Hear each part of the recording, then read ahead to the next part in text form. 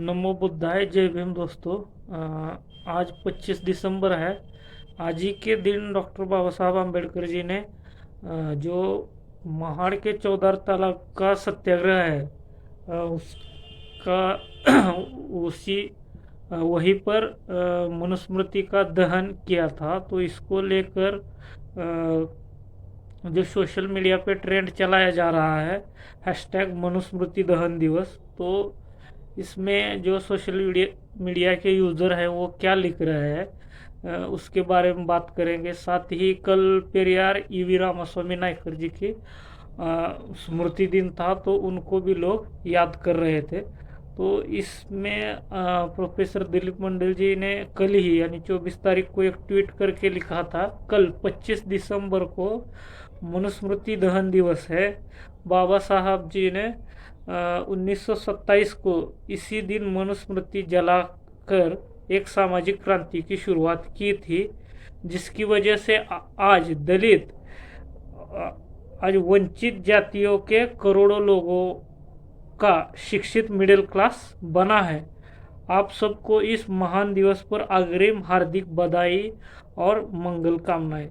जय सावित्री, जय भीम।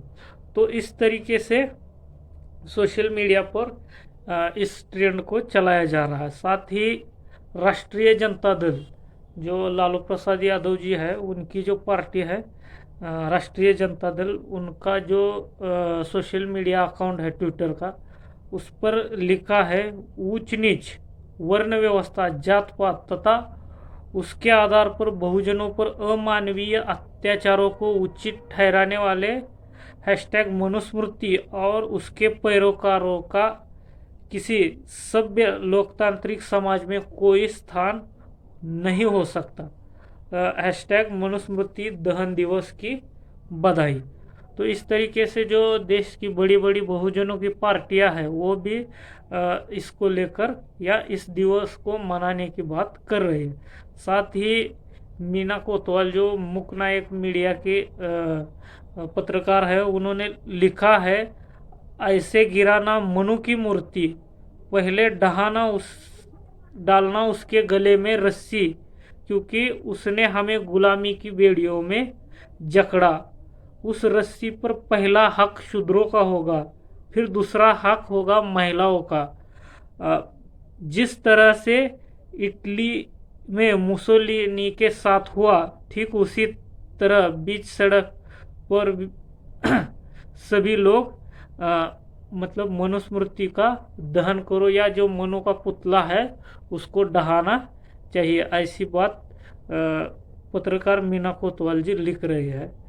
साथ ही ऑल इंडिया परिसंघ का जो ट्विटर अकाउंट है उस पर लिखा है, आज ही के दिन 25 दिसंबर 1927 को बाबा साहब ने जातिवाद और वर्णवाद को बनाए रखने वाली हिंदुओं की घटिया और भेदभाव से भरी किताब मनुस्मृति को सार्वजनिक रूप से जलाया था। मनुस्मृति में दलितों, महिलाओं को इंसान का दर्जा तक नहीं दिया गया, जानवरों जैसी सजा देना आदि इसमें निहित है। तो हैशटैग मनुस्मृति दहन दिवस, ये सब बातें लिखी जा रही है। साथ ही जो दीक्षा नितिन राउत है, उन्होंने एक ट्वीट किया है, Manusmriti is a document of hate and bigotry inhalated. मतलब लिखा है कि मनुस्मृति एक नफरत भरी और मतान्धता वाली किताब है, तो उसको जल्द से जल्द मिटाना चाहिए। तो मनुस्मृति का जो दहन हुआ था, इसमें जिस तरीके से महिलाओं और जो शूद्र या अन्य पिछड़ा वर्ग या फिर अछूत या अस्पृश्य जो लोग थे, उनको हक अधिकारों से वंचित रखा गया था। इसी कड़ी में जो बातें वह जिस किताब जो है मनुस्मृति, उसमें जो लिखी गई है, उसके कुछ अंश मैं मतलब बताता हूँ कि किस तरीके से वो महिला विरोधी और मानवता की विरोधी किताब है। उन्होंने उस किताब में लिखा गया है, पति द्वारा त्याग दिए जाने तथा किसी दूसरे के हाथ बेच दिए जाने पर भी कोई स्त्री दूसरे की पत्नी नहीं कही जा सकती। उसके विवाहित पति का उस पर आजन्म अधिकार बना रहेगा। तो ये इस तरीके से लिखा है। उसके बाद और एक है, कितनी महिला विरोधी किताब है उसको आप अंदाजा लगा सकते हैं। स्त्री पिता अथवा पति की सहमति से इसका भाई जिस किसी के साथ उसका विवाह कर दे, जीवन पर्यंत वह उसकी सेवा में रत रहे और पति के न रहने पर भी पति की मर्यादा का उल्लंघन कभी न करे। स्त्री का पति दुशील, दुशील मतलब उसका चरित्र कितना भी बुरा क्यों ना हो, कामी यानी वो व्यभिचार के आदि क्यों ना हो, तथा सभी गुणों से रहित हो, तो भी एक साध्वी स्त्री को उसकी सदा देवता के समान सेवा व पूजा करनी चाहिए। स्त्री को अपने पति से अलग कोई यज्ञ, व्रत या उपवास नहीं करना चाहिए, क्योंकि उन्हें अपने पति की सेवा शुश्रूषा से ही स्वर्ग प्राप्त हो जाता है। तो इस तरीके से कितनी दकियानुसी बातें लिखी गई है कि पति कितना भी दुराचारी, व्यभिचारी, गुण रहित हो, पत्नी को उसकी सेवा में लगे रहना चाहिए। तो ये इस तरीके से बातें। साथ ही और एक बात लिखी गई, पुरुषों को अपने घर की सभी महिलाओं को 24 घंटे नियंत्रण में रखना चाहिए और विषयासक्त स्त्रियों को तो विशेष रूप से वश में रखना चाहिए। बाल्य काल में स्त्रियों की रक्षा पिता करता है, यौवन काल में पति तथा वृद्धावस्था में पुत्र उसकी रक्षा करता है। इस प्रकार स्त्री कभी भी स्वतंत्रता की अधिकारिणी नहीं है।